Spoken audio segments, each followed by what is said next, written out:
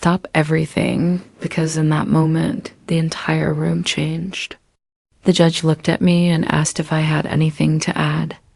I stood up calm, steady, no hesitation, and I slid the envelope across the table, like the final move in a game that had been played for 6 years.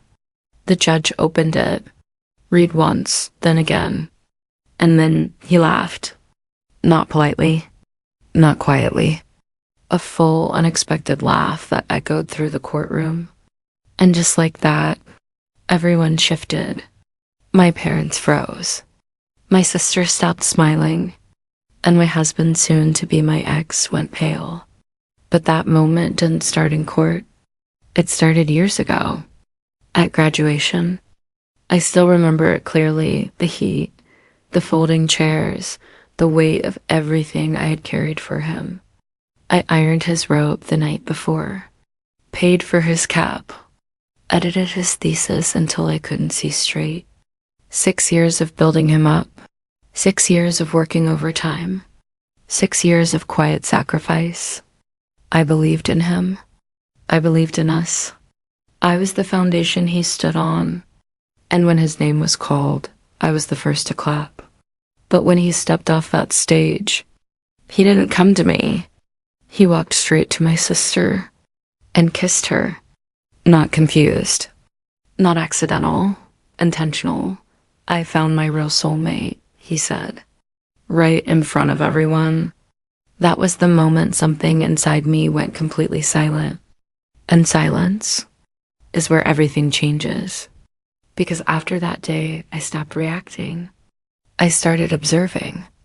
I noticed the distance first, the unanswered messages, the locked phone, the silence that started lasting too long.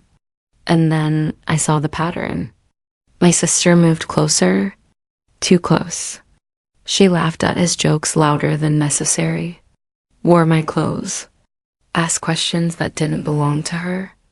And my parents, they adjusted the story to make it easier to accept. But I didn't confront anything. I documented it, because patterns don't scream. They repeat. The proof came later. A cloud backup he forgot to log out of. Messages, plans, conversations about me like I was already gone. Not anger, just calculation. I took screenshots, and I built structure where emotion used to be. I smiled at dinners, paid bills, helped him get opportunities he thought came from luck. While quietly, I was preparing, because every signature, every loan, every agreement, they were all recorded, including one clause he never bothered to read, because he trusted me. That was his mistake. I met with a lawyer long before I met with grief, and then I waited. He filed for divorce like it was relief.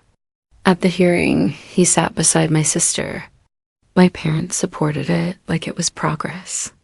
And when he spoke, it was all about love, honesty, and moving forward.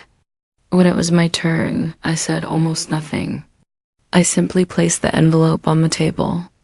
Inside was everything.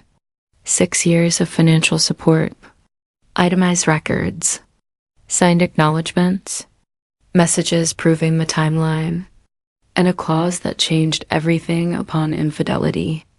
The judge read it, paused, then laughed again. I don't usually see this level of preparation, he said. He looked around the room, then at my husband, then my family. You finance your own replacement? And just like that, the room went silent. The ruling was clear: repayment, legal consequences. No support. No negotiation. Everything that was built on denial collapsed under documentation. After that, everything unraveled quickly. Calls stopped being answered. Relationships disappeared. Silence returned, but this time it belonged to them. I didn't celebrate. I didn't need to, because revenge isn't loud. It's structured. It waits. And when the moment comes, it doesn't explode. It concludes. Now when I look back, I don't feel anger. I feel clarity because I didn't destroy anyone. I simply stopped holding them up. And when they finally fell, I walked away, not as someone's backbone, but as myself.